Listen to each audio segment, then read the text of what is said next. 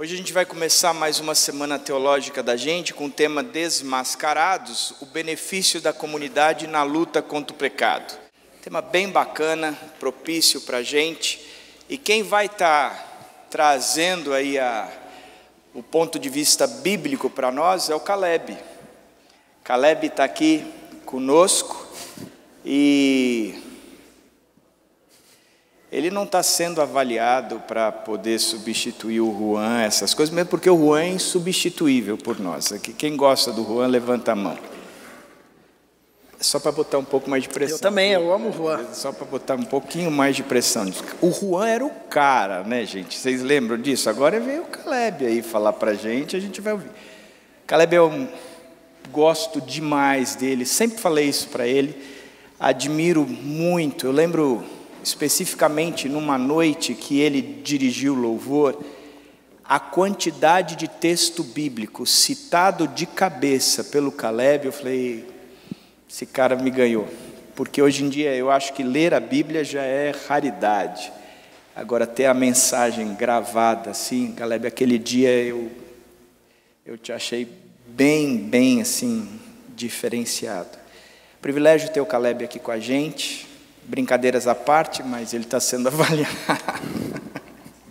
Agora, nós queremos que ele tenha um tempo gostoso aí com a gente também, e que você tenha também um tempo gostoso de aprendizado, do estudo da palavra. E eu queria começar orando. Obrigado, Jesus, por essa noite. Obrigado pelo privilégio de ter o Caleb aqui com a gente. Obrigado pelo privilégio da gente poder parar no meio da semana para estudar a Tua Palavra, pensar a respeito do que o Senhor nos ensina e do que o Senhor tem como padrão, como modelo, como inspiração para a gente viver.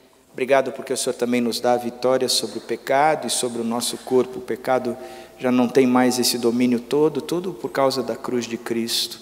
A gente agradece porque numa noite como essa, eu e a igreja podemos parar para repensar um pouco a direção da nossa vida. Tem, Senhor Jesus, que o Senhor tenha esse tempo como um tempo de ensino mesmo, de reflexão e ao mesmo tempo de amizade entre nós.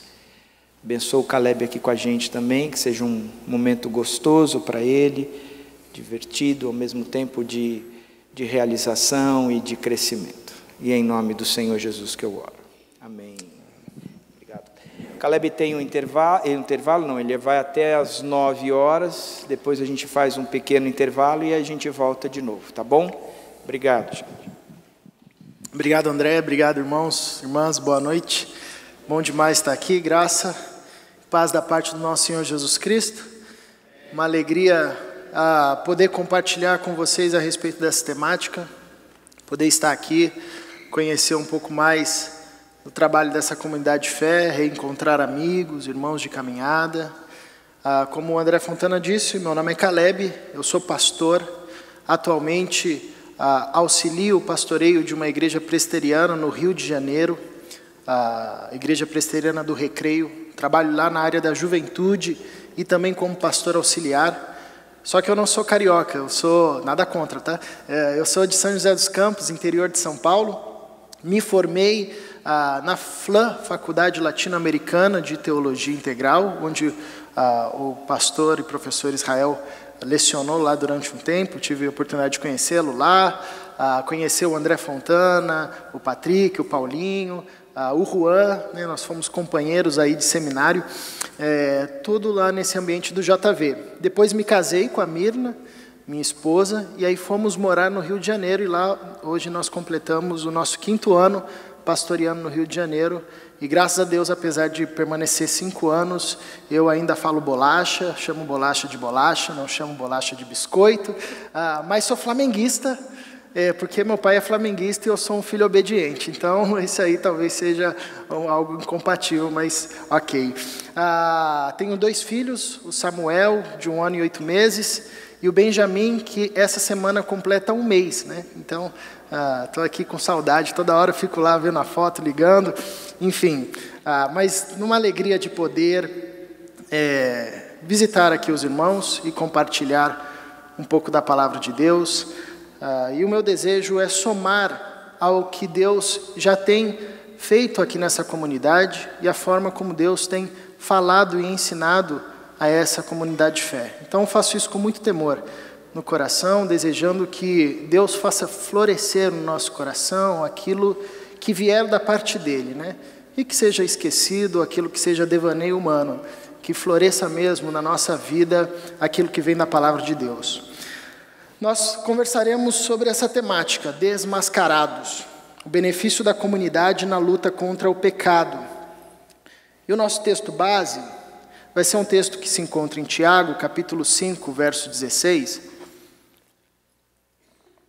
que contém essa expressão muito profunda: confessem os vossos pecados uns aos outros.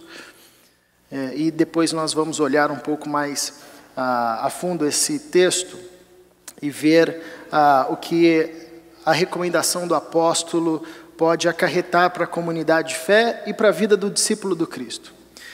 Eu particularmente gosto muito desse texto, porque esse texto teve um impacto na minha vida e ainda hoje, na dinâmica pastoral, ele tem um impacto na minha vida. Tem alguns textos bíblicos que nós às vezes conhecemos porque ouvimos falar, outro nós conhecemos às vezes só teoricamente, algumas expressões ou disciplinas que a Bíblia nos recomenda, nós temos a oportunidade de vivenciá-las.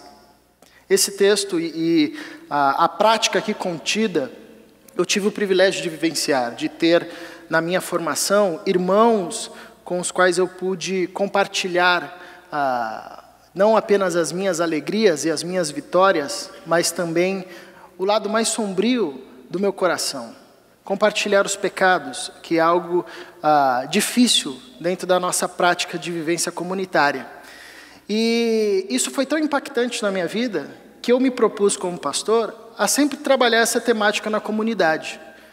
Pela relevância que ela tem na comunidade, pela relevância que ela tem e o benefício que ela tem na vida do discípulo do Cristo, e pelo desafio que é vivermos em uma comunidade, desenvolvendo e praticando essa recomendação do apóstolo Tiago. Então, todo ano, de alguma forma, quer seja nos pequenos grupos, quer seja nas pregações, eu tento, e juntamente com a liderança lá da igreja, focar nesse tema e trabalhar de tal forma que a gente fomente isso na comunidade e a gente compreenda isso como um ministério do discípulo do Cristo, né? que está inserido nessa recomendação bíblica do uns aos outros, instruí-vos uns aos outros, orai uns pelos outros, confessem os vossos pecados uns aos outros, que é o sentido da comunidade.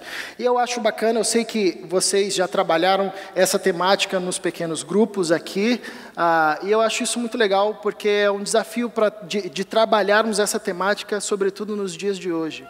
Sempre será por causa de alguns obstáculos que nós encontramos, e nós veremos um pouco disso, mas a despeito da nossa cultura atual, marcadamente individualista, onde cada vez mais a nossa relação com a comunidade de fé tem sido, muitas vezes, desenvolvida numa relação de distância ou superficial, essa prática que requer um envolvimento, que requer uma relação intensa, às vezes vai sendo negligenciada.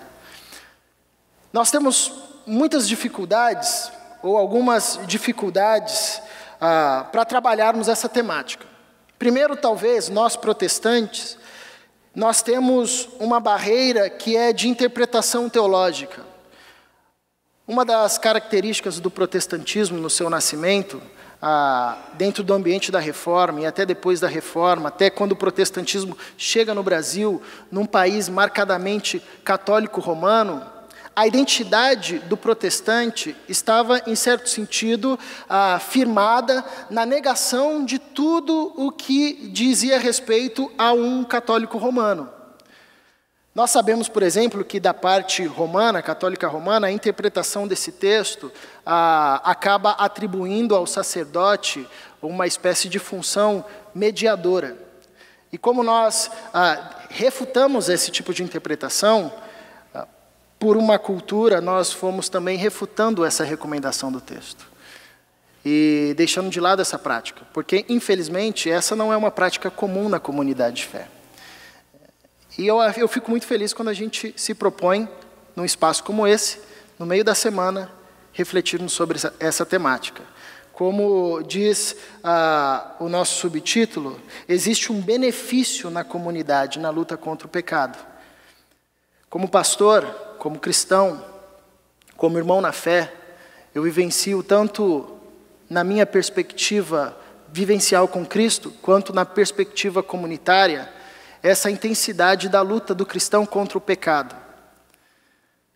Por vezes, nós enfrentamos lutas contra tentações e até mesmo contra vícios pecaminosos dos quais nós não conseguimos nos desvencilhar. E por vezes, em algumas situações, nós até abrimos mão de orar, pedindo para que Deus renove a nossa mente, ou o nosso coração, ou a nossa conduta em relação àquele procedimento, ou àquele vício, ou àquele pecado, enfim. E muitas vezes nós nos sentimos derrotados justamente porque nós não usufruímos do benefício da comunidade.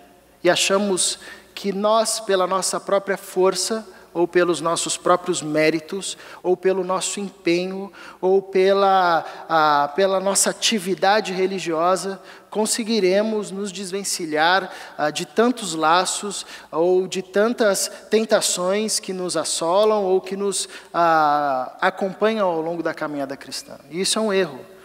Por isso que eu acho muito bacana quando a gente se propõe a refletir nessa temática como comunidade. Porque se Deus nos colocou numa comunidade de fé, nos colocou nessa dependência de irmãos e irmãs, há aí um ensinamento já explícito e profundo. A vivência da fé e o crescimento da fé não se dá a partir de uma luta individual. Esse é um processo coletivo. Paulo, quando vai escrever aos Colossenses, a carta aos Colossenses, no final do capítulo 1, no começo do capítulo 2, ele diz aos irmãos: eu gostaria que vocês soubessem a luta que eu travo por vocês. Eu agonizo, eu oro incessantemente, ou como ele diz em Gálatas, eu sinto dores como dores de parto, até que o caráter de Cristo seja formado em vós. Paulo intercedia pela comunidade porque sabia que esse processo de crescimento e desenvolvimento na fé não se faz sozinho. É necessário termos irmãos e irmãs que se põem na intercessão por nós, que se põem nessa caminhada, e ao mesmo tempo que nós temos o recebimento dessas bênçãos, também somos chamados para sermos instrumentos para abençoarmos uns aos outros e edificarmos uns aos outros. Então, acho muito bacana a gente dedicar tempo nessa temática. Bom, durante esses dias, a partir de alguns textos, o objetivo e o resumo dessa série de conversa é a gente refletir e pensar um pouco a Igreja do Cristo sendo esse ambiente para trazer à luz aquilo que ainda é fruto da velha natureza. No Evangelho de João, logo no capítulo 1, nós temos a informação do Verbo que se faz carne, da luz que habita no meio das trevas, dos homens que recusam a luz. João vai descrevendo para a gente, porque suas obras são obras que estão nas trevas e na escuridão, como no capítulo 3, e eles rejeitam a luz por isso. Andar com Jesus é um chamado para andar na luz. Andar com Jesus, viver a vida cristã, é um chamado para ser autêntico e viver autenticidade de vida. O chamado do cristão no discipulado e na caminhada com Jesus é um chamado para trazer a luz, para viver na luz, para andar na verdade, para viver na verdade. Mesmo a gente sabendo disso, a gente muitas vezes, por diversas questões, deixamos com que as nossas áreas débeis, ou as áreas onde nós caímos, os nossos pecados, permaneçam na escuridão. E quando isso acontece, nós precisamos de máscaras. Achei muito legal essa arte feita pelo Ministério de Comunicação da Igreja, essa ideia das máscaras, né? Porque isso é muito comum, lançarmos mãos das máscaras, para que a gente não deixe vir à luz aquilo que necessita vir à luz. E numa sociedade cada vez mais performática, nós queremos sempre mostrar o nosso melhor, esconder o nosso pior. E quando nós desenvolvemos esse hábito na comunidade de fé, na nossa vivência, quer seja no nosso menor núcleo, na relação conjugal, na família, enfim, quando nós vivemos a partir das máscaras, sem deixar com que a nossa velha natureza ou os resquícios da velha natureza venham para a luz, nós nos privamos de sermos trabalhados por Deus, porque Deus só trabalha com aquilo que vem para a luz. Deus só trabalha com aquilo que é posto na luz. Uma vez eu estava conversando com um jovem lá na igreja, ele disse, Deus, se Deus pode todas as coisas, Ele é todo poderoso, Ele nos ama, por que quando a gente é encontrado por Jesus, e se encontra por Jesus, e passa pelo processo da conversão, por que Deus já não nos muda por inteiro, já não nos muda naquelas áreas mais conflituosas, por que Ele já não faz isso sem levar em consideração a nossa predisposição ou não? Eu disse para esse jovem, porque essa forma de agir, aviltando, violentando, nas Escrituras, quem age dessa forma são os demônios. Eles invadem, eles roubam, eles não perguntam se o sujeito quer ou não. Deus não trabalha assim. Como Paulo descreve em Coríntios capítulo 13, a respeito do amor, e o amor não age inconvenientemente, nós compreendemos que Deus é amor. Deus trabalha dessa forma a nos cativar pelo seu amor, a nos conduzir pelo seu amor, para que cada vez mais tenhamos ou deixemos com que Deus trabalhe no nosso ser, no nosso coração. Como o apóstolo Paulo vai dizer, rejeitando a ideia de embriagar com vinho, mas deixando-nos encher pelo Espírito Santo de Deus. Essa é a temática da caminhada cristã, o desafio da caminhada cristã. E nós nos desenvolvemos nessa prática quando nós trazemos para a luz aquilo que necessita ser trabalhado. Por isso que a recomendação de Tiago nos é relevante tanto na vida cristã quanto na caminhada.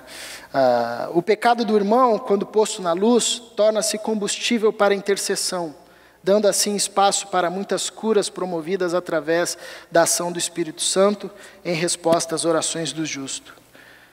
A luta contra o pecado não se faz sozinho. A luta contra as tentações no ambiente da comunidade cristã é também alvo de partilha.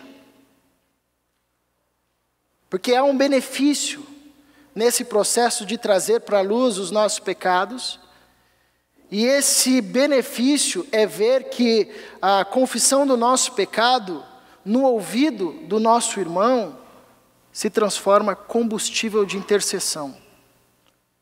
Quando Tiago escreve essa recomendação, ele pressupõe uma comunidade madura, de irmãos que reconhecem que a fraqueza do outro não é espaço para o desenvolvimento da nossa maledicência, do nosso juízo, mas a fraqueza do irmão é espaço para desenvolvermos ministério de intercessão, que traz cura, que traz libertação, que traz restauração. Então esse é um pouco do resumo do que falaremos. Tem um livro bacana sobre isso, de um teólogo alemão, onde em um dos seus capítulos ele vai trabalhar a respeito dessa temática, da confissão de pecados. Isso é interessante, apesar de ser um tema importante para a vivência da fé e para a comunidade cristã, não é um tema tão trabalhado, tanto nos livros de teologia, quanto no desenvolvimento diário da comunidade da fé. Então nós precisamos sempre trazer isso e refletir sobre essa temática. Esse teólogo chamado Dietrich Bonhoeffer, ele vai dizer o seguinte: a confissão dos pecados na presença do irmão cristão derruba os últimos redutos da autojustificação. O pecador rende-se, abandona todo o mal que há nele, entrega o coração a Deus e encontra o perdão de todos os seus pecados na comunhão de Jesus Cristo e dos irmãos. Uma vez expresso e confesso, o pecado já não tem poder, pois foi manifesto como pecado e julgado como tal. Já não tem o poder de dilacerar a comunhão. A partir desse momento, a comunidade carrega o pecado do irmão, que já não está sozinho com o seu mal, pois na confissão desfez-se dele, entregou-o a Deus. O mal foi tirado dele, agora encontra-se na comunhão dos pecadores que vivem da graça de Deus, revelada na cruz de Jesus Cristo. Agora pode ser pecador e assim mesmo alegra-se na graça de Deus. Pode confessar os pecados e encontra comunhão justamente nessa confissão. O pecado oculto separava-o da comunhão, desmentia toda a comunhão aparente. O pecado professo ajudou-o a encontrar a verdadeira comunhão com os irmãos em Jesus Cristo. Isso aqui é muito profundo. Tem muitas coisas aqui, ricas, nessa fala tirada do livro Vida em Comunhão, no capítulo que ele vai falar sobre confissão de pecados. Na lógica do Dietrich, desse teólogo alemão, comunhão de fato se faz quando nós partilhamos, inclusive os nossos pecados. Nós deturpamos um pouco a palavra comunhão.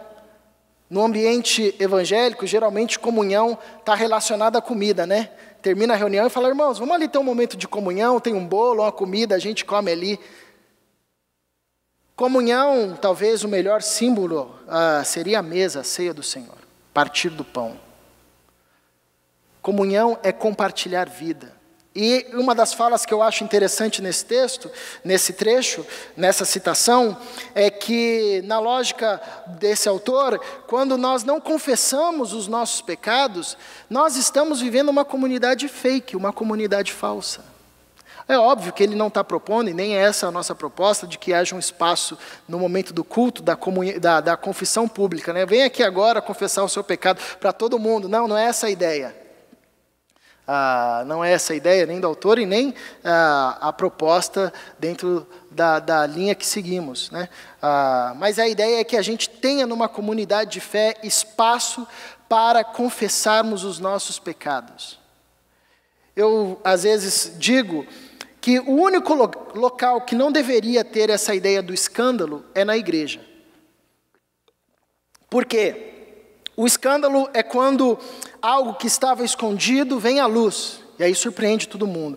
O irmão fulano caiu naquele pecado, aí todo mundo, caramba, como que esse cara pôde deixar isso acontecer? Por que na comunidade não deveria haver escândalo? Porque nós partimos de um pressuposto comum, que todos nós somos pecadores, que todos nós somos suscetíveis ao pecado. Porém, nós vamos criando uma conduta de vivência religiosa que nos distancia disso. E é ruim ser visto como pecador. Então nós vamos nos distanciando disso e cada vez vestindo uma imagem daquilo que não somos, de santos.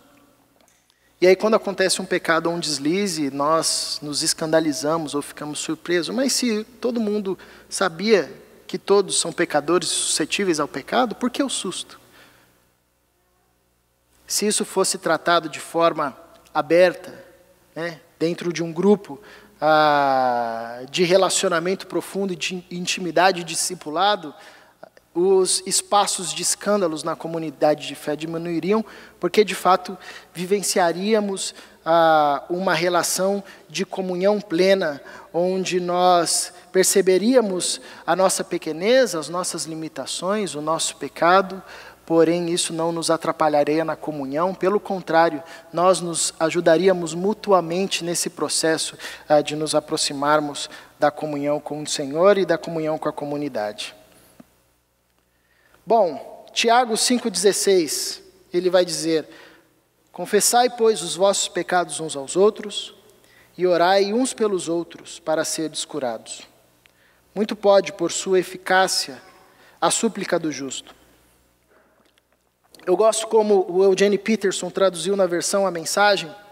Ele diz: façam disso uma prática comum. Façam disso uma prática comum. Confessem seus pecados uns aos outros e orem uns pelos outros para que vocês possam viver juntos, integrados e curados. A oração da pessoa justificada por Deus é poderosa e vitoriosa. Ele dá uma ênfase aqui nessa ideia comunitária e como esse processo do confessar os pecados, ele nos possibilita uma vivência maior da comunhão e da comunidade. É muito comum nós temos irmãos que participam da comunidade, mas não participam da comunhão. Eu acho que esse é um dos grandes desafios do pastoreio, conscientizarmos, encorajarmos uns aos outros a não apenas estarmos na comunidade, mas desfrutarmos da comunhão. Estar na comunidade é o sujeito que chega 5 minutos depois que o culto começa e sai 5 minutos antes que o culto termina. Você viu o irmão, você sabe que o irmão estava lá, você conhece o irmão, mas você não sabe nada a respeito do cara. Ele nunca partilhou a vida com ninguém, nunca se deixou ser abençoado por alguém, nunca abençoou alguém. Ele está na comunidade, mas não está na comunhão. Estar na comunhão é estar nessa relação, dentro daquele grupo onde temos mais afinidade, dentro daquele grupo que caminha conosco, onde nós temos condição de partilhar vida. Porque é nesse momento, quando nós partilhamos vida, sobretudo o lado mais sombrio da nossa vida, é que nós desfrutamos da potencialidade da igreja, da comunhão, de ser aceito apesar da nossa pequenez, das tentações que enfrentamos, dos pecados em que caímos, de sermos abençoados pela oração do outro irmão, de sermos abençoados pelo consolo do outro irmão, pela palavra de sabedoria, de encorajamento, abrindo mão de toda autojustificação, de toda tentativa de tentarmos nos justificarmos a nós mesmos. Então é interessante essa ênfase comunitária que o Eugene Peterson vai trazer, porque de fato esse é um dos objetivos ao ensinar isso pelo apóstolo Tiago. Mas nós temos alguns obstáculos à confissão. Se essa é uma prática boa, se essa é uma prática saudável, se essa é uma prática que nos cura, se essa é uma prática que traz libertação para nós, se essa é uma prática que une cada vez mais a comunidade, se essa é uma prática que eleva a comunidade para um nível de maturidade, de vivência radical do discipulado de Jesus, se essa é uma prática que faz da comunidade uma comunidade terapêutica, uma comunidade onde pessoas quebradas entram e saem restauradas, se essa é uma comunidade, essa é uma prática que tem a capacidade de nos conduzir num processo de santificação muito mais intenso, por que nós não fazemos dessa prática uma prática comum? Digo isso de forma genérica, né? Não conheço, obviamente, as particularidades aqui da comunidade, e se isso aqui é feito aqui, glória a Deus, que seja feito cada vez mais. Mas, no geral, na vivência religiosa, quer seja no meio protestante, no meio católico romano, enfim, há uma dificuldade dessa exposição, e dessa transparência e desse viver autêntico. Por quê? Alguns obstáculos à confissão. Nós temos 2 obstáculos de ordem pessoal, pelo menos, poderia listar vários outros aqui, que nos impedem a vivenciarmos essa prática. Nós temos o obstáculo do orgulho. Você confessar o pecado para alguém é difícil, hein? É igual você pedir desculpa para a esposa no começo do casamento, né? Falar assim, eu errei, né? Geralmente, não sei se é só comigo, né? Talvez seja só comigo. Mas o ser humano tem uma dificuldade de pedir desculpa, né? Desculpa, eu errei, assim. A gente sempre justifica, eu cheguei atrasado, foi mal, mas também estava um trânsito aqui, desculpa, eu não entreguei no prazo porque o computador queimou. É difícil a gente falar, desculpa, eu errei. Nós temos um orgulho enraizado no nosso ser, que nos impede de reconhecermos a nossa pequenez.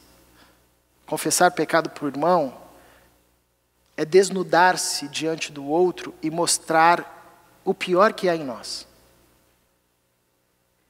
Sem justificativas, sem desculpas.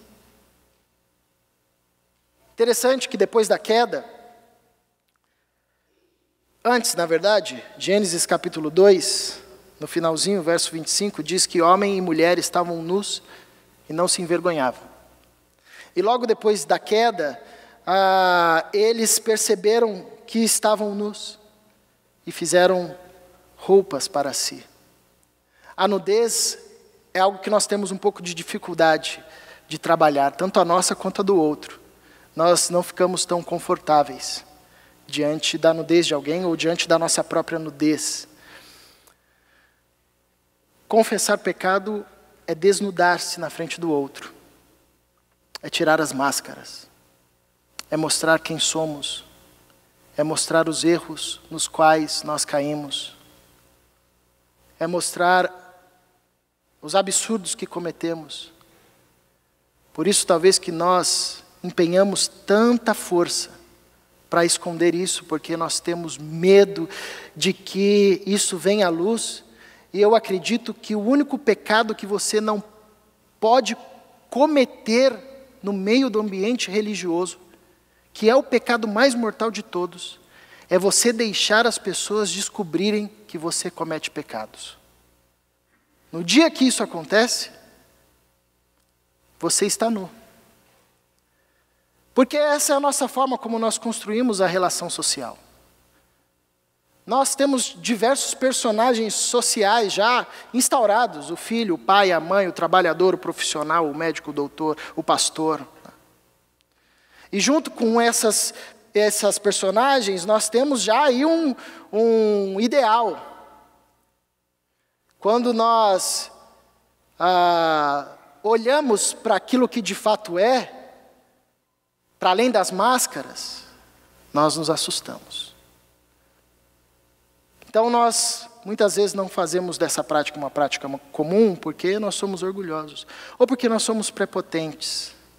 Nós não queremos mostrar as nossas fraquezas, ou nós achamos que nós damos conta de resolver isso. Então a gente diz: não, esse pecado é um pecado que eu dou conta. Passam-se meses e a gente diz: não, esse pecado eu dou conta, e continua. Passam-se anos e o cara incide no mesmo erro e o cara diz: não, eu dou conta, eu vou conseguir, preciso só um pouco mais de força, eu preciso só um pouco mais de empenho, um pouco mais de jejum, um pouco mais de leitura da palavra, um pouco mais de oração. E passam-se anos e o cara vai se auto-justificando. Confessar o pecado a um irmão é despojar-se de qualquer prepotência, é dizer: eu não dou conta, eu não consigo, me ajuda, eu não consigo vencer isso, eu não dou conta de reverter esse quadro. É como pedir ajuda, né? Um pouco mais complicado, porque a gente já tem dificuldade de pedir ajuda, sobretudo quando se trata de algo relacionado ao pecado. Nós também temos um obstáculo cultural. A nossa cultura é uma cultura moralista. Historicamente, em qualquer segmento religioso, em qualquer segmento familiar. Por exemplo, eu sou de um lar cristão, o meu pai nunca falou de sexualidade comigo, nunca me deu uma aula de sexualidade. Ele foi falar de sexo comigo um dia antes do meu casamento, eu com 26 anos. Eu falei: pai, agora chegou atrasado já, vai falar o quê, né? Tudo bem. Que era um tabu. Nós temos uma cultura moralista. O evangelho, ele tem uma moral, mas ele não é moralista. Os fariseus, por exemplo, eram moralistas. E o moralismo atrapalha nesse processo de autenticidade, porque quando Jesus se referia aos fariseus, ele dizia: vocês são como sepulcros caiados, bem adornados por fora, mas carregam morte por dentro. Então, num ambiente moralista, nós temos medo. Nós temos medo de que, se mostrarmos-nos como pecadores, nós seremos rejeitados. Imagina, se eu subo para falar aqui, vocês conhecem o pecado que eu cometi. Eu perco a minha credibilidade para falar, embora todo mundo saiba que eu também sou um pecador. É um negócio meio louco, né? Então, o ambiente moralista, a nossa cultura moralista, se torna um obstáculo nesse processo de abraçarmos essa prática da confissão. Nós também temos cada vez mais uma cultura performática. A melhor foto, o melhor ângulo, a melhor vista, a melhor roupa, a melhor marca. E isso a gente traz para o aspecto espiritual. A gente confunde a excelência com qualidade e não com quebrantamento. Então, um culto excelente é um culto assim com qualidade, mesmo que o coração de quem fez isso esteja para lá de Bagdá. E aí quando Deus fala para Samuel, eu não olho como os homens, que veem a aparência. Eu olho o coração. Então a cultura performática faz com que a gente também desenvolva uma performance na nossa religiosidade, no desenvolvimento da nossa vida cristã. Isso nos impede e se torna um obstáculo à prática da confissão. Nós também temos um obstáculo institucional. Desnudar-se para alguém requer confiança. E essa, como eu disse, não é uma recomendação dada pelo apóstolo para se fazer da perspectiva pública, né? Suba aqui agora, confessa os seus pecados. Todo mundo está ouvindo, a gente nem sabe quem está ouvindo, está sendo gravado aí. Sabe lá quem vai ouvir, né? Não é essa a lógica do apóstolo. É preciso que a gente crie e estabeleça relações de confiança e de irmandade. Isso que requer tempo. Isso requer desenvolvimento de comunhão, desenvolvimento de relação, reconhecimento de maturidade. Muitas vezes nós deixamos de compartilhar porque nós temos medo de que a nossa exposição na mão do outro, ao invés de se tornar combustível de oração, torna-se motivo de piada. Eu confessei o pecado para o meu irmão, ele foi e contou para outro. Né? É tipo aqueles caras que vão na reunião de oração só para saber o que está pegando, o que está acontecendo. Né? Fui na reunião de oração, a irmã pediu oração porque ela está passando pela crise no casamento, ela está em crise. Nossa, o cara não ora, ele fica prestando atenção no que está acontecendo. Então, às vezes, nós temos uma dificuldade de estabelecer vínculos de confiança. E eu acho bacana quando uma igreja se propõe a desenvolver a sua vida comunitária a partir dos pequenos grupos. É muito difícil a gente desenvolver a confiança em relação de grande grupo. Às vezes, o grupo na casa, a célula, nós estabelecemos relações de confiança. E saiba de uma coisa, irmãos com os quais você pode compartilhar a vida, sobretudo pecado, são poucos. Parece que até a forma como Jesus caminhava com seus discípulos, tendo um grupo grande de discípulos, mais de 120 discípulos, depois 12 discípulos, desses 12, 3 discípulos que ele levava para ocasiões mais dramáticas, mais densas, e desses 3, ali talvez João, que ele podia reclinar-se em seu ombro. Essa é uma pedagogia para a gente na comunidade de fé. Nós teremos muitos, teremos um grupo menor. Teremos dentro desse grupo menor, um grupo menor ainda, e desse grupo menor ainda, um ali. Agarra essa pessoa. Desenvolva uma relação de mutualidade, de confiança, de irmandade. Isso requer relacionamentos profundos. E hoje é um desafio, nós temos pouco tempo, pouca vontade de conhecer o outro, pouca vontade de desenvolvermos profundidade. Qualquer relação e movimento à profundidade na vida do outro é um movimento contracultural, porque cada vez mais parece que a tecnologia e toda a cultura que vem como uma forte onda vai nos lançando para o espaço privado, para o meu fone de ouvido, para a minha tela, para o meu quarto, para o meu espaço, para o meu setor, para o meu carro. E estabelecer relações profundas, sobretudo numa era virtual, é um movimento contracultural. Sentar, tomar café, olhar no olho, ir na casa, ouvir, perguntar, responder. Então isso também nos é um obstáculo. E o obstáculo espiritual, não apenas pessoal, não apenas cultural, não apenas institucional, mas também um obstáculo espiritual, porque a gente precisa se lembrar sempre, como Paulo ensina em Gálatas, no capítulo 5, a carne luta contra o espírito contra a carne, para que um não faça a vontade do outro. Qualquer movimento que vá nos conduzir para mais perto de Deus, para uma relação mais profunda com a comunidade, para uma relação mais profunda de autenticidade, qualquer movimento que nos vai conduzir para a verdade e para a luz, é um movimento que parte do Espírito de Deus, não é fruto da carne. Por isso encontra grande oposição. Então nós encontramos também obstáculos espirituais, que é a nossa consciência endurecida. O pecado conduz à morte. O pecado endurece o nosso coração. O pecado, quando não é tratado, quando não é trabalhado, quando não é posto na luz, ele vai endurecendo a nossa mente, ele vai endurecendo a nossa consciência, a tal ponto que nós vamos vivenciando, primeiro, uma relação ali com o pecado de tristeza, porque nós sabemos que estamos fazendo algo que não fomos feitos para fazer, mas depois aquilo vira uma espécie de culpa, o nosso arrependimento, na verdade, se transforma em remorso, mas com o tempo aquilo não é tratado, aquilo vai se tornando como uma justificativa racional. Não, eu sou homem, não tem jeito, eu sou humano, é assim mesmo, isso não vai dar conta. E depois a gente vai caindo numa lógica mais liberal. Ou não, isso não é pecado, não é assim a Bíblia. Vamos reler aqui o que o texto diz. Você está sendo muito ortodoxo, isso aqui não é bem assim. Até que a nossa consciência fica endurecida e nós nem nos damos conta mais de que aquilo é pecado, de que aquilo é morte, de que nós estamos mortos. Nós estamos vivendo de uma forma a entristecer o Espírito Santo. Ele vai se recolhendo, vai se recolhendo, vai se recolhendo. Não encontra mais espaço para atuação. E também um obstáculo espiritual é que às vezes nós não conhecemos ou não cremos no benefício da comunidade. Nós vivemos em igreja, não é à toa. Tem um benefício da comunidade.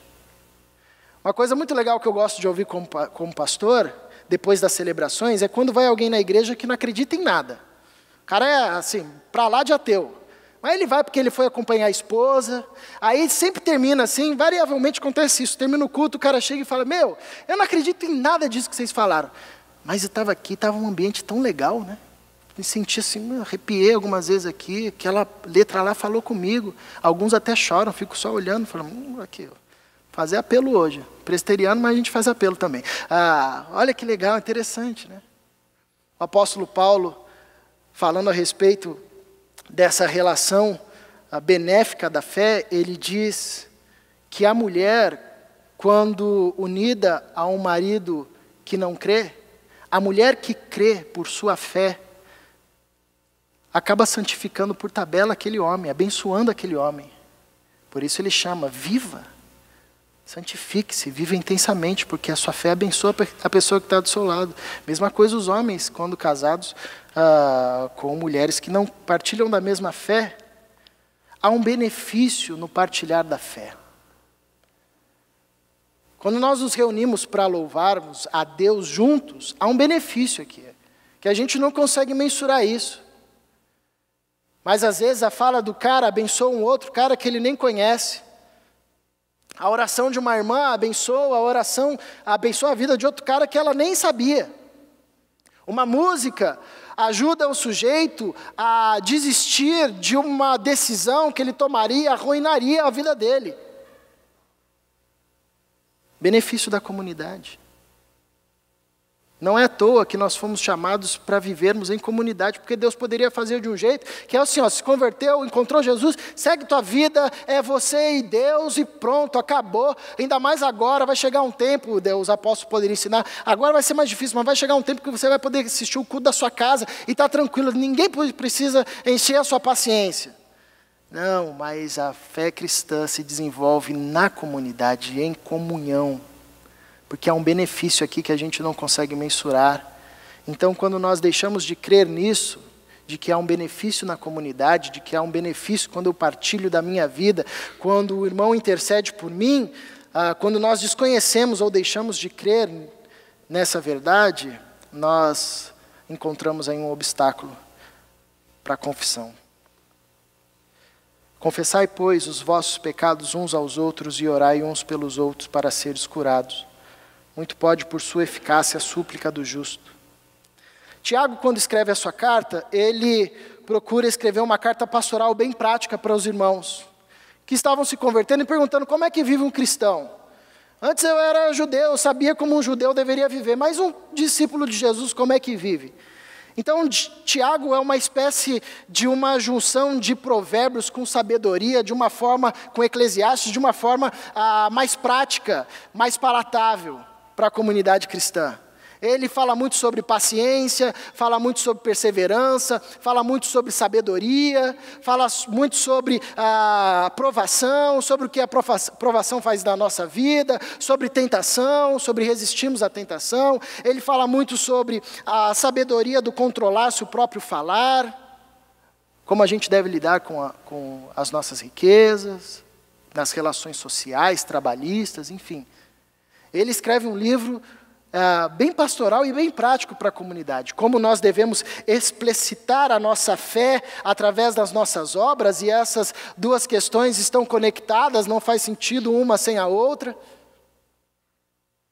E ele escreve num tom assim bem maduro, não é tipo prático assim superficial. Ele está levando a galera para uma relação de maturidade. Então ele já fala da relação do sofrimento, inclusive coloca esse ensinamento, que está inserido numa seção, se você ler os versos anteriores, e depois os versos finais desse capítulo, numa seção onde a ênfase é a oração. Está alguém enfermo, ore. Chama os líderes da igreja, unja esse sujeito, ore com ele. Confessem os vossos pecados, orem uns pelos outros. Muito pode a oração do justo. Ele ainda traz a figura de Elias e o exemplo de Elias, um homem que orou, fez um negócio magnífico. Ele diz, Elias era homem como você. Então ore, acredite no poder da oração. Então nós temos aqui alguns ensinamentos interessantes. Primeiro, essa deve ser uma prática constante da comunidade de fé, confessar os pecados uns aos outros. Há uma relação entre pecado e adoecimento. O pecado nos conduz num processo de adoecimento. Não quero dizer aqui que se a pessoa está doente é por causa de um pecado, não é isso. Embora a gente conheça teologias que vão sustentar essa fala, mas não é isso que eu entendo a partir desse texto. Mas o que eu entendo aqui é que a nossa relação com o pecado nos adoece. E pode nos adoecer em diversas áreas. Física, emocional, relacional e espiritual. Interessante que o salmista, Salmo 32, ele vai dizer, enquanto eu calei os meus pecados, os meus ossos envelheceram. O meu vigor se tornou como uma terra seca. Em outra passagem ele vai dizer que era como se feridas purulentas saíssem dele. O pecado nos adoece. Então, assim como há uma relação de adoecimento pelo pecado, há também uma relação de cura. Através da confissão e da intercessão. Porque o ensinamento do Tiago não é a confissão apenas. Nós sabemos hoje, graças ao avanço dos estudos da psicologia e dessa área do estudo da psique humana, que o processo da confissão traz cura, é libertador, sobretudo no ponto de vista emocional e comportamental. Mas não é essa a ênfase do Tiago, porque a ênfase não está na confissão apenas, a ênfase está na oração, e é esse o que eu entendo pelo benefício da comunidade. Um espaço onde nós podemos confessar os pecados uns aos outros e orarmos uns pelos outros, e pela operosidade da oração e da intercessão do irmão, nós experimentamos curas, quer sejam elas emocionais, físicas, espirituais, relacionais. Ou seja, primeiro, o pecado exposto e colocado na luz dá oportunidade para que o Espírito Santo nos conduza ao arrependimento.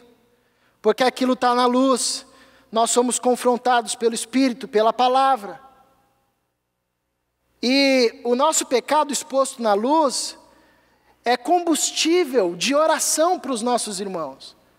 Por isso que esse é um chamado à maturidade, porque não é um combustível para a maledicência e nem para o juízo. Tanto que, versos anteriores, Tiago vai dizer, não fiquem julgando um ao outro.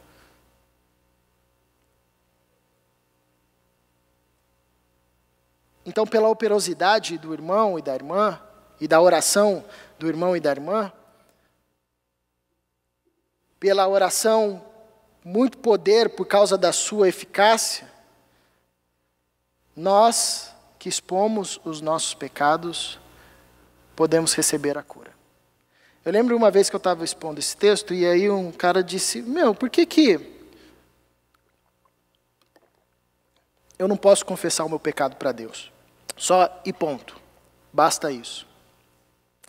Porque esse texto não está falando de perdão. Nós sabemos que o perdão nós só conseguimos por Cristo. Eu não tenho condição de perdoar você. E não é isso que Tiago está tratando. Não está falando de perdão dos pecados, ele está falando de cura. E aí o sujeito perguntou, por que eu não posso só confessar para Deus e está bom, por que eu tenho que falar para a comunidade? Eu respondi para ele, porque existem determinados pecados que são conjugados na nossa vida, que nós nos entrelaçamos com eles de forma tão profunda, que nós nos assemelhamos ao povo ao qual o profeta Isaías refere-se no primeiro capítulo do seu livro.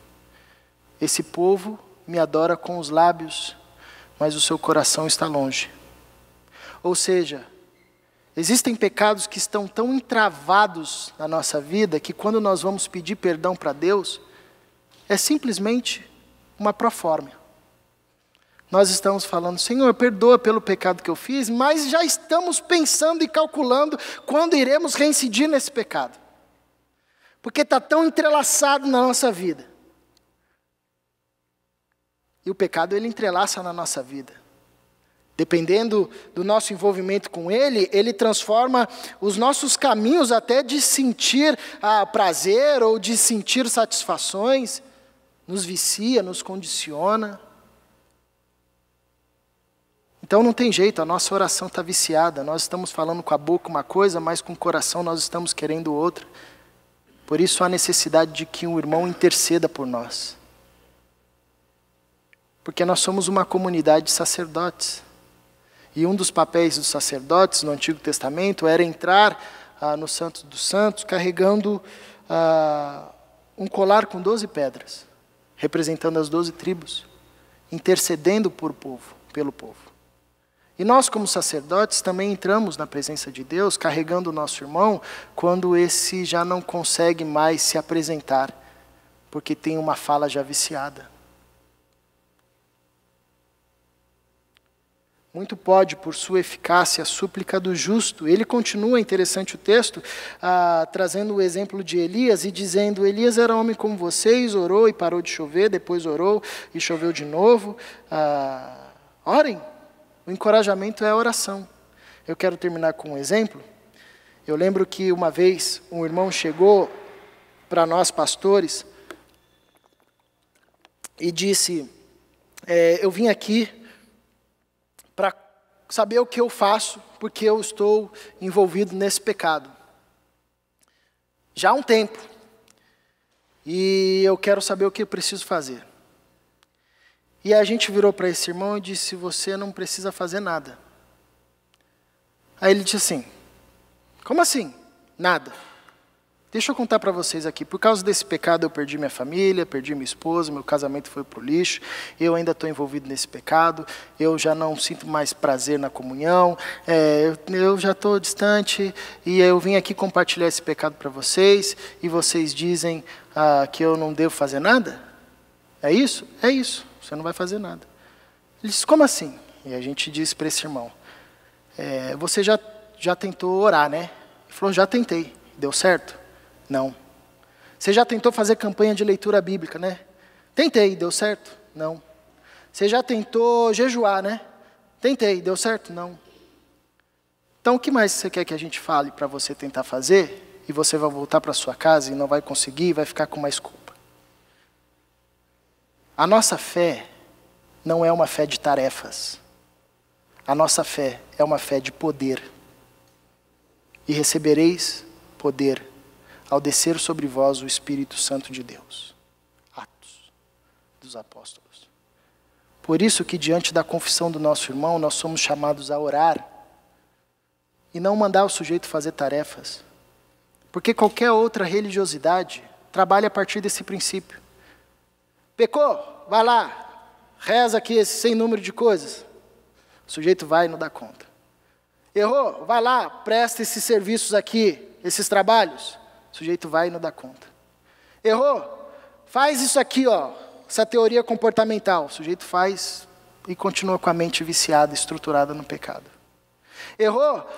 Vem aqui, canta esses mantras, que vai dar certo. O sujeito vai e não consegue. O coração permanece o mesmo. Qual a diferença da fé cristã para todas as outras religiosidades? A nossa fé não é uma fé de tarefas, a nossa fé é uma fé de poder. Pecou, irmão? Confessa. Nós vamos orar por você. E o poder da ressurreição vai operar em você. E através da operosidade da oração, o Senhor vai ministrar cura na sua vida. Quer seja ela no âmbito emocional, físico, espiritual, relacional, enfim. Nós vamos dar um break e depois continuamos com perguntas. Se forem difíceis demais, o Israel responde. E ao longo desses dias nós vamos aprofundando a respeito dessa temática. A gente vou sempre tentar voltar para esse texto, expor algumas outras coisas. Enfim, temos um lanche ali, daqui a pouco a gente volta. Você falou bastante sobre a confissão e você começou falando da importância que isso teve na sua formação, né? Como você pode dar para a gente assim, alguma dica, alguma orientação bem prática para uma pessoa que quer, cara, que ouviu o que você falou, eu falei, o que você falou tem todo sentido, e eu preciso encontrar essa pessoa para quem eu possa confessar os meus pecados. Uma vez que isso envolve confiança, que envolve todos esses fatores, como que a gente pode começar a trilhar esse caminho? Legal. É um caminho difícil, mas eu acredito que Deus ele vai trabalhando em nós, né, suscitando e fazendo com que a gente perceba essa necessidade. Vai nos confrontando e sinalizando que nós não estamos dando conta. E aí vai surgindo esse pensamento, né? Pelo menos comigo foi assim, eu preciso de alguém. Eu acho que um primeiro passo, um primeiro caminho é a oração. Falar, Senhor, coloca pessoas ao meu redor, me ajude a ver pessoas maduras na fé, que eu reconheça com autoridade espiritual, que não necessariamente precisa ser um líder da comunidade de fé, que é interessante na comunidade de fé. A autoridade espiritual não está necessariamente relacionada a um cargo que a pessoa executa, mas ao ministério dela no reino de Deus e no corpo do Cristo. Então, às vezes é uma pessoa com quem você tem proximidade e não necessariamente é o pastor ou é o líder de um ministério X, é um cara que está lá na célula com você, mas você reconhece nesse cara maturidade, reconhece nesse cara autoridade espiritual, alguém que leva a sério as coisas de Deus, que crê no poder da oração, e talvez esses sinais vão sinalizando, vão mostrando, apontando pessoas, e aí um caminho é um caminho prático, porém difícil, né, de você romper a barreira do egoísmo, a barreira da prepotência, né? Então perceber que se faz necessário essa relação e essa ajuda e essa caminhada mútua, romper o caminho do moralismo, romper o caminho da performance, abrir mão de tentar ser quem você não é ou empenhar forças para esconder aquilo que precisa ser posto na luz e ir em direção desse irmão. É muito difícil que isso aconteça de uma forma natural, né? Que alguém chegue e fala, estou aqui, confessa os seus pecados para mim agora aqui, Israel, vamos aqui. Não, é algo que precisa ser trabalhado. E passos práticos, se você não tem nenhum contato com a pessoa, sei lá, você olhou uma pessoa e encontrou nela essas indicações bíblicas. Então, comece a estabelecer um relacionamento, chamam para um café, conversa, um relacionamento de amizade, depois um relacionamento de proximidade, de irmandade, até que você e tanto a pessoa irão perceber ali um ambiente para se partilhar isso. Mas mesmo em um ambiente onde há esse convite para expor os pecados, ainda existirá muita resistência. Eu tenho, por exemplo, alguns amigos. Inclusive, a gente vinha até aqui passar um tempo que a gente chamava de retiro espiritual, aqui com um grupo de amigos, aqui no mosteiro do São Bento. Nós éramos acolhidos aqui, ficávamos, eles têm várias instalações, e nós fazíamos devocionais, estudo bíblicos, justamente para estreitar essa caminhada. E até mesmo com irmãos de caminhada que eu já tinha essa prática, ainda era difícil muitas vezes trazer para a luz aquilo que estava na escuridão, né? Aquilo que estava nas trevas. Vai ser sempre difícil e vai ser sempre um exercício onde você vai ter que se lançar, onde você vai ter que se expor. E óbvio, você vai criar aí, dentro da sua possibilidade de estabelecer relacionamentos, um ambiente para isso. Mas na hora X, você sempre vai ser confrontado diante dessa dificuldade. Vai ser fácil. Muito bem. Eu quero emendar uma pergunta também dentro do que você respondeu, que é a seguinte: qual a medida da sistematização da confissão de pecados? É importante incluir a confissão como um evento ou a gente deixa acontecer espontaneamente? Legal. Eu penso, é uma particularidade minha, assim, é uma opinião minha dentro das Escrituras, que as práticas que são de condução do Espírito, que nos conduzem para mais próximos de Deus, mais vivos na fé, elas, quando são sistematizadas, se transformam em sistemas religiosos que, por vezes, descambam e perdem o seu sentido. Então, mais importante do que a frequência como que isso é feito, a forma como isso é feito, essa prática é desenvolvida, o mais importante é a disposição do coração e o conteúdo da prática. Se for algo meramente religioso, pragmático, a gente pode cair numa relação fria, ou como, por exemplo, a gente faz, às vezes, com a oração na hora do almoço, né? Senhor, meu Deus, obrigado pela comida, muito obrigado pelo dia. Aí fica um negócio meio vazio, né? Porque quando a gente tende a sistematizar algumas práticas, elas vão perdendo a sua potência, né? Ou a gente vai relegando para um campo mais pragmático ou costumeiro. Então eu não percebo a necessidade de ter uma sistematização. Todo dia, às terças, nós vamos encontrar aqui, vamos confessar. É mais uma disposição em responder ao Espírito. É o Espírito quem nos conduz ao arrependimento. O arrependimento não é um processo de fabricação humana. Então é o Espírito que lança a luz em áreas da nossa vida. É o Espírito quem nos convida a orar, é o Espírito quem nos convida à leitura da palavra, é o Espírito quem nos revela o entendimento de Deus. E toda vez que Ele faz isso, nós temos duas possibilidades: responder ao Espírito ou negligenciar o Espírito. Então, na prática da confissão, eu acho que esse também é um caminho.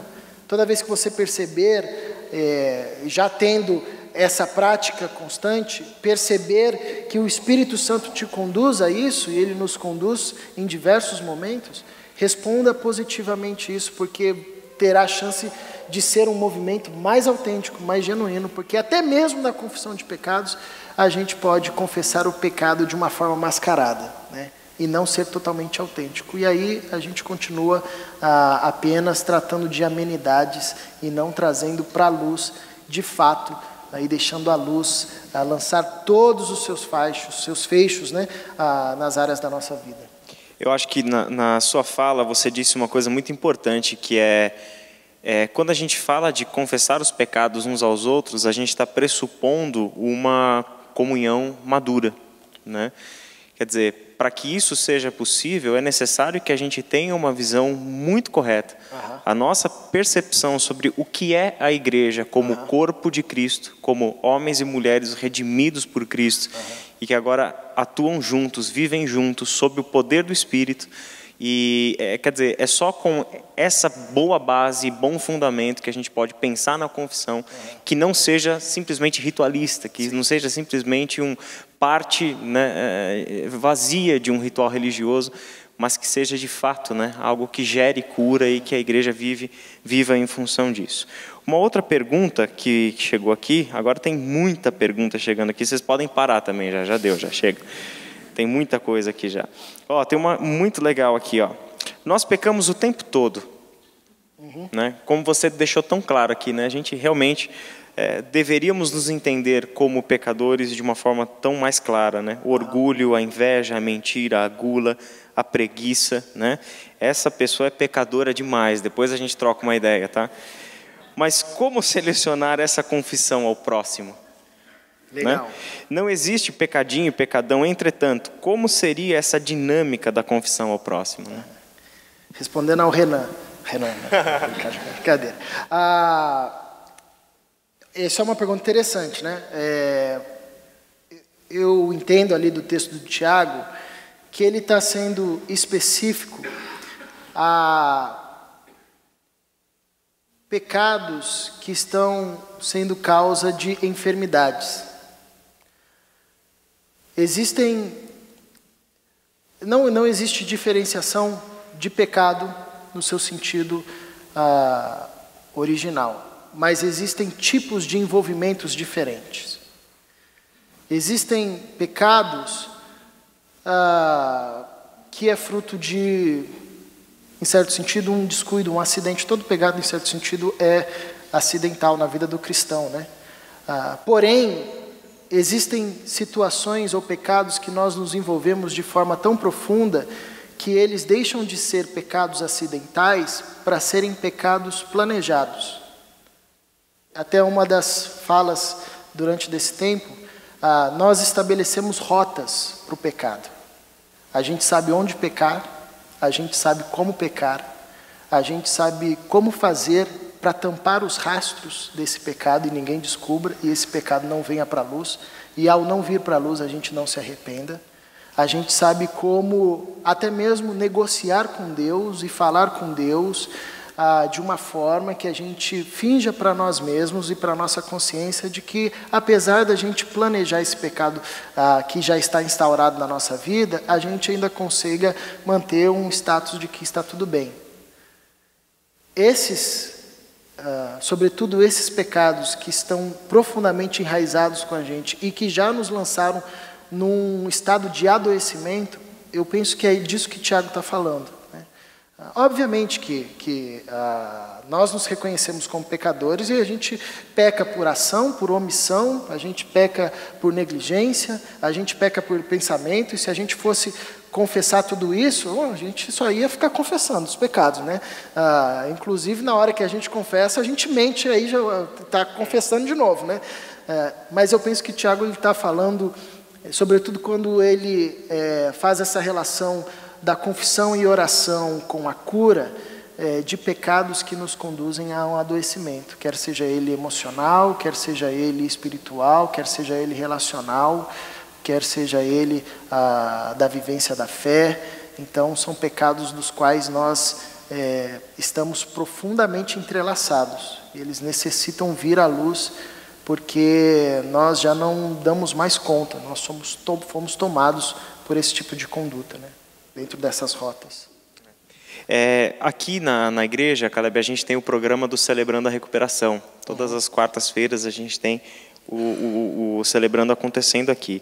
E uma pergunta que chegou este princípio de desmascarar, né, a confissão como desmascarar, muito se assemelha ao Celebrando a Recuperação. Você conhece o programa e qual é a sua opinião sobre ele? Legal. Se eu não me engano, né, não conheço profundamente, mas esse processo também de compartilhar a fraqueza e confessar até mesmo a queda, no caso das pessoas que estão envolvidas em algum tipo de dependência, ela tem como base o movimento dos alcoólicos anônimos, né? Não apenas isso, né? Mas uma das práticas dos passos de libertação, né? E como eu disse aqui na fala, os terapeutas, os psicólogos, os estudiosos do desenvolvimento da mente, né? Enfim, eles perceberam já, e tem diversos escritos sobre esse poder que é você trazer para fora aquilo que está dentro de você, confessando o seu erro, a sua falha, no caso desse contexto, né? A sua reincidência ou a sua queda, né? E tendo ali o apoio da comunidade, daqueles que estão na mesma luta, né? Isso é um exercício que te desmascara, te coloca no mesmo nível de todos, né? Nós somos todos aqui partícipes dessa mesma luta, né? Mas o que eu percebo de diferente disso, e eu acho que é uma das ênfases do texto de Tiago, é que o foco não está na confissão. O foco não está na confissão.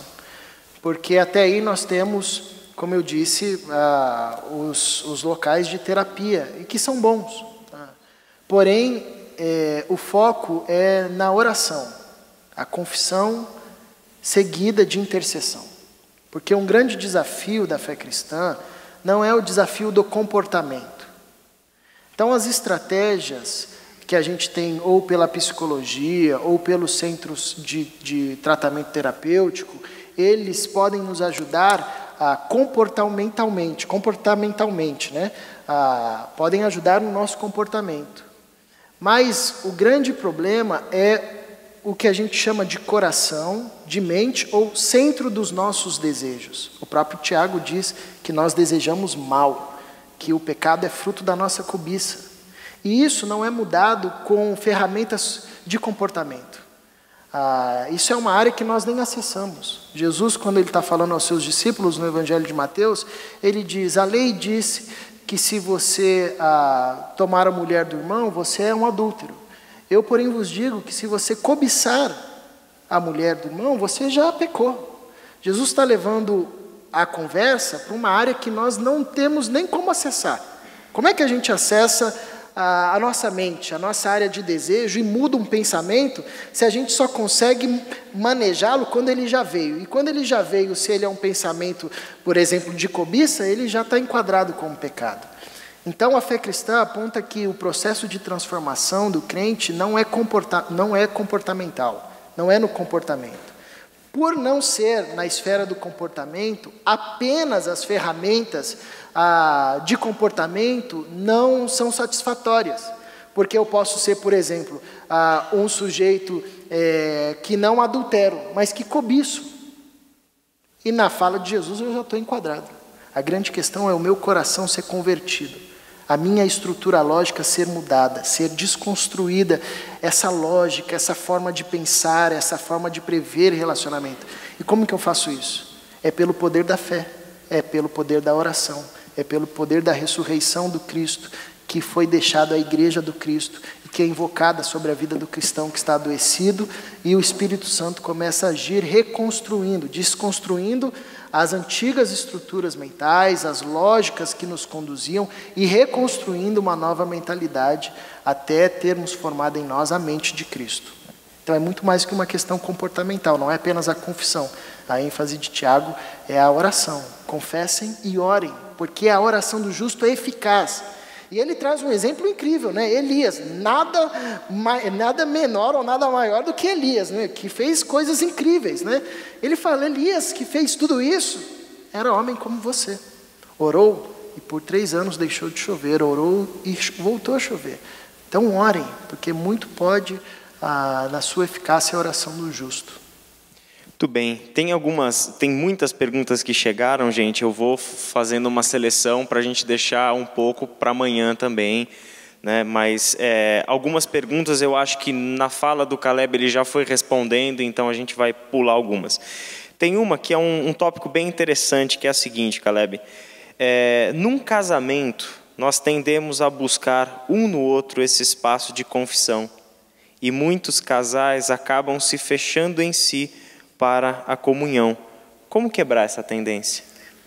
Difícil, nossa, hein? Essa é a pergunta é difícil, até porque a minha vivência de casamento ela é curta. Eu tenho 5 anos de casado só, e o que eu experimento é que nós temos um grande desafio, pelo menos falo por mim, um grande desafio da autenticidade até no nível mais próximo, que é o nível conjugal, né? Nós temos que ser sábios, porque às vezes ser totalmente autêntico pode gerar um problema que o casal não tenha maturidade para resolver naquele momento.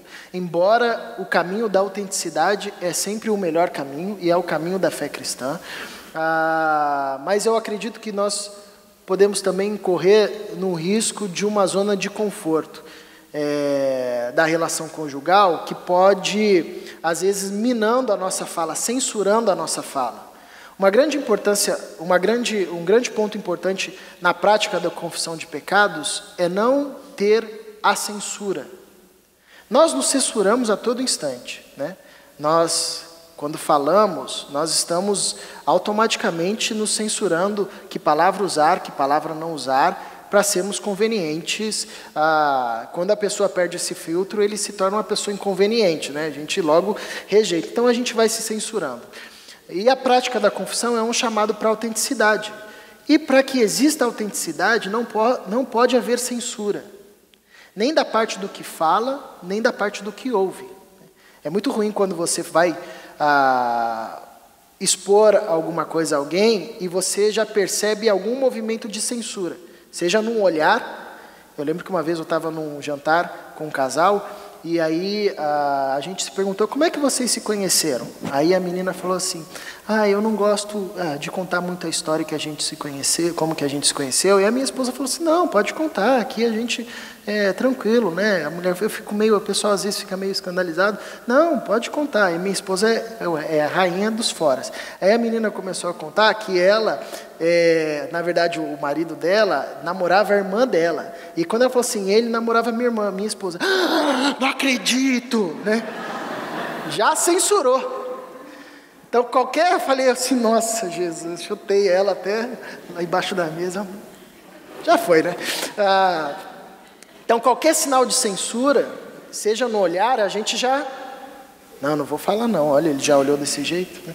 Então, na relação conjugal, nós vamos criando mecanismos de censura e até mecanismo de autojustificação, né?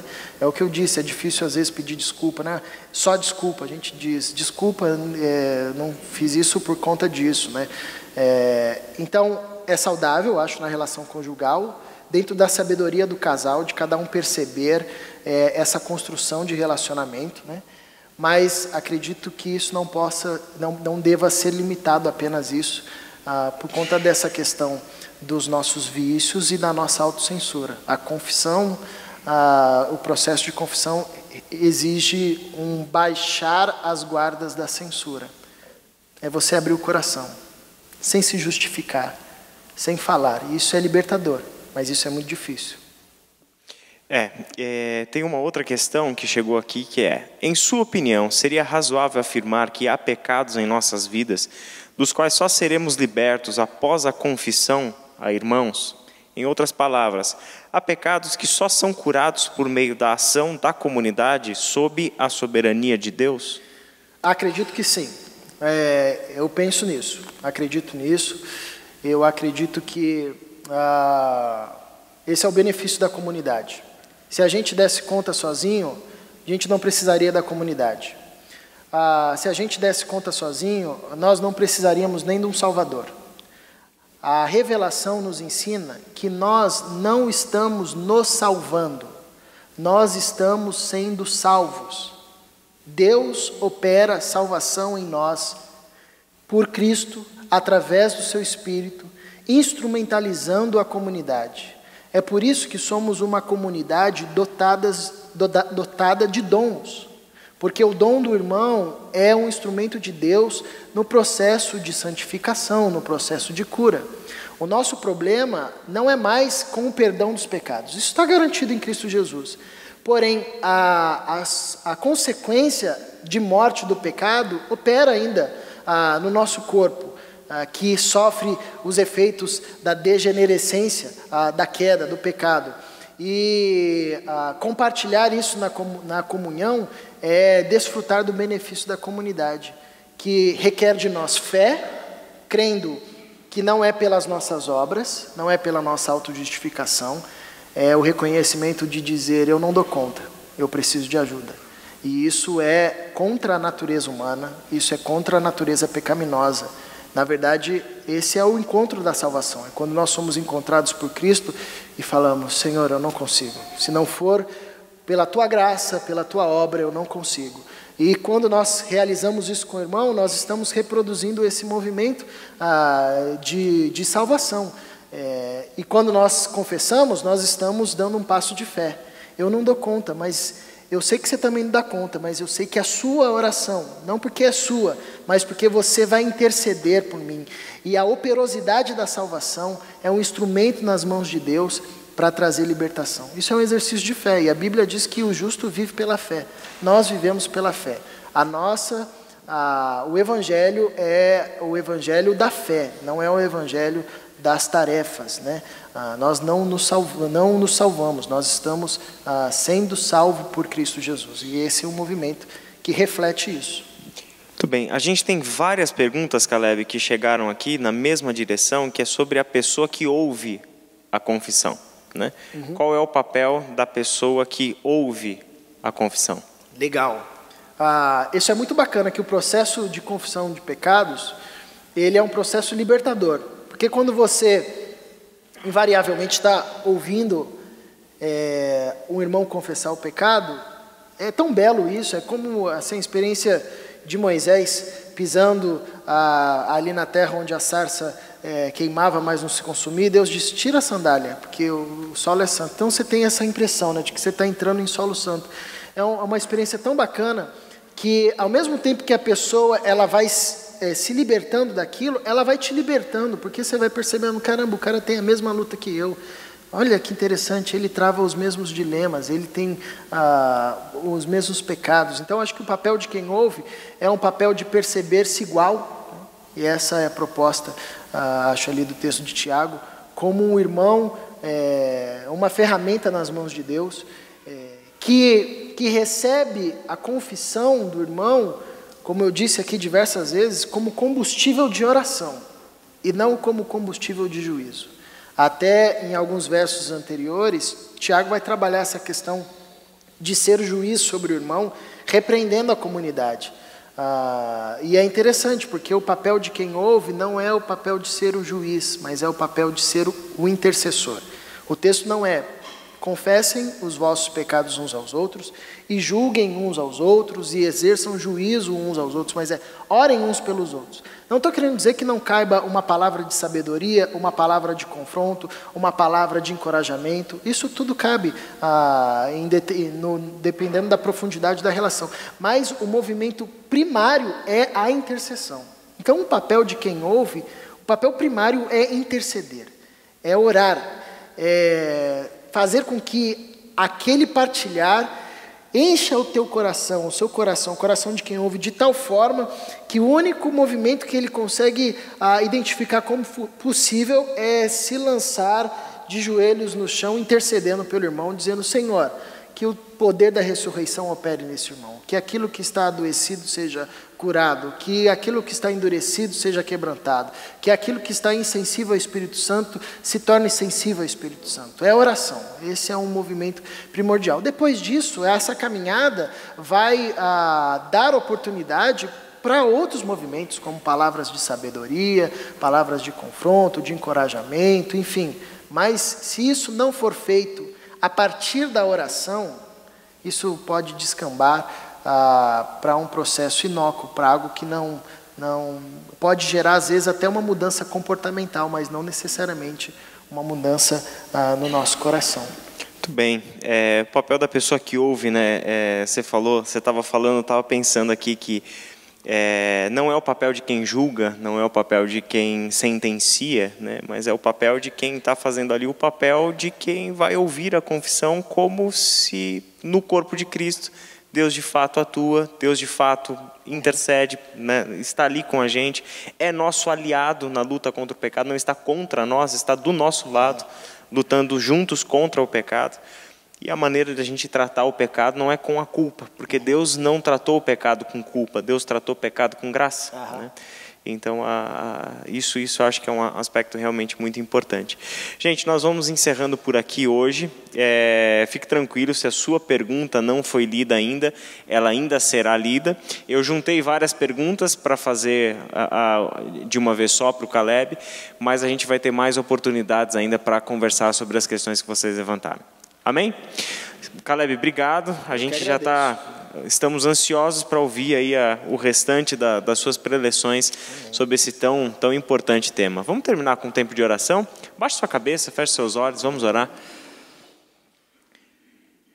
Pai querido, nós te damos graças pelo tempo que nós tivemos aqui, ouvindo a Tua palavra e a instrução vinda do Teu Espírito por meio do Caleb, Pai. Obrigado por esse tempo. Obrigado porque nós temos, Pai, esse privilégio de, como corpo de Cristo, tratarmos desse assunto que todos nós temos em comum, Pai, que é o pecado. E a necessidade que nós temos, Senhor, de tirar o pecado do nosso meio. A necessidade que, como corpo santificado pelo Seu Filho amado na cruz do Calvário, como Seu corpo, Pai, nós temos a necessidade de uma vez por todas, Pai, lançar fora tudo aquilo que não pertence ao Senhor, tudo aquilo que não pertence à nova vida que nós temos em Cristo, tudo que não pertence à vida de ressurreição que o Senhor concedeu a nós ao derramar sobre nós o Seu Espírito. Pai querido, nos ajuda para que esse tão difícil caminho da confissão dos nossos pecados uns aos outros seja um caminho mais natural, seja um caminho, Pai, onde nós encontramos nele os Seus benefícios, onde encontramos nele, Pai, a cura que nós tanto ansiamos, para de uma vez por todas, Pai, nos libertarmos dessa necessidade nossa de preenchermos os nossos vazios interiores com aquilo que Te desagrada, com aquilo que não é a Tua vontade, com aquilo que não é a Tua proposta de nova vida para nós. Pai querido, nos ajuda para que a confissão e a oração seja, Pai, parte integrante da nossa vida. Que nós descubramos, Pai, e aprofundemos amizades, onde gere-se confiança, onde tenhamos uma percepção nas nossas amizades do que é ser corpo de Cristo, do que é ter no nosso irmão um agente do Espírito para que nos ouça e divida o fardo com a gente e nos ajude, Pai, a nos libertar de tudo aquilo que tem nos prendido e nos adoecido interiormente, espiritualmente e muitas vezes até fisicamente, Pai. Ajuda a gente, Pai, a trilharmos esse caminho com maior naturalidade. Que o Senhor use esse tempo, use a vida do Caleb, use esses nossos dias aqui de estudo para trazer, Senhor, uma nova compreensão e um novo caminho a ser trilhado. É em nome de Jesus Cristo que nós oramos. Amém.